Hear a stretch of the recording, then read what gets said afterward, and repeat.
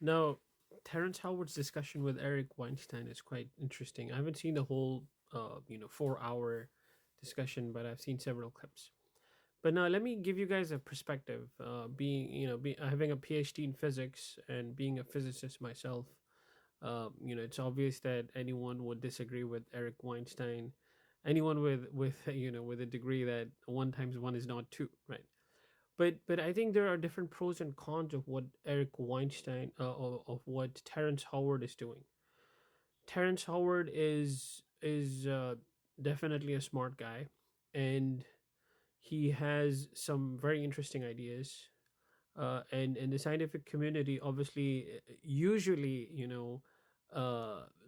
discredits and excommunicates these type of people. They don't even listen to what uh, people like Terrence Howard are saying.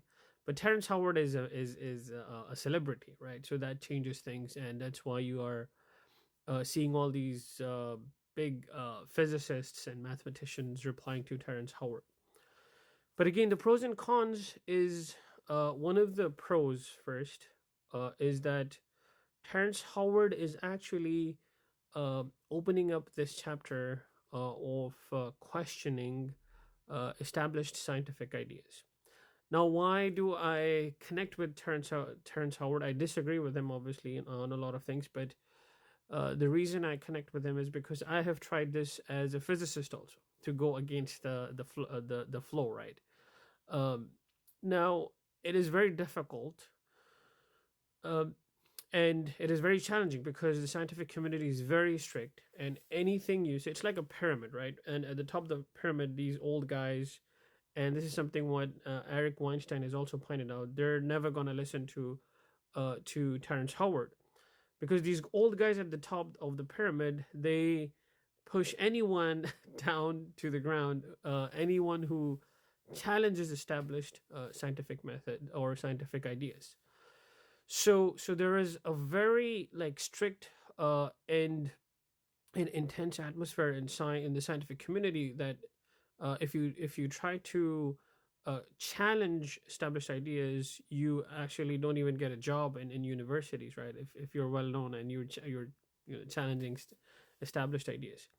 I did, I wrote a few papers where I challenged an idea called Lorentz symmetry, right? Lorentz violation, in a way that, I just challenged the understanding and, that the fact that we need to, it's an established symmetry, but we have to look at it in a different way.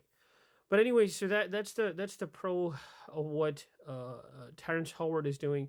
He is pointing out something, the culture of the scientific community. It's being like, in a way exposed because the scientific community does not. This has, in my point of view, this has slowed down the progress of science, and we should have seen a scientific revolution by now. I know if Thomas Kuhn's book discusses, the scientific revolution and how it takes place. But the fact that I'm gonna make a few, quite a few videos on this topic now. I don't want to make this video long, but I'm going to talk about the reasons why this is happening. And the con of, like, on the other side, what I would suggest, and I think Eric Weinstein also mentioned this, what I would suggest Terrence Howard to do is to, is to learn the language of science. You're gonna only, and I know there are a lot of people like Terrence Howard. I talk to people all the time, and there are a lot of people with these new ideas. What is dark matter? What is dark energy?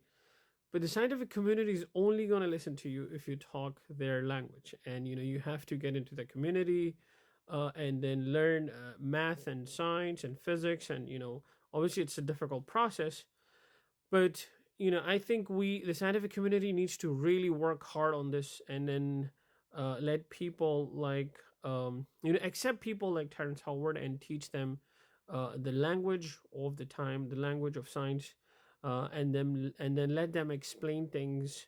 Once they see how to how the process work, how does the scientific community works, they might get a better idea on how to express their ideas in the language that physicists and scientists of our time understand. And you know, so this is on the on that side. You know, when we were students, we always used to get emails from random people that they have rediscovered science and stuff like that.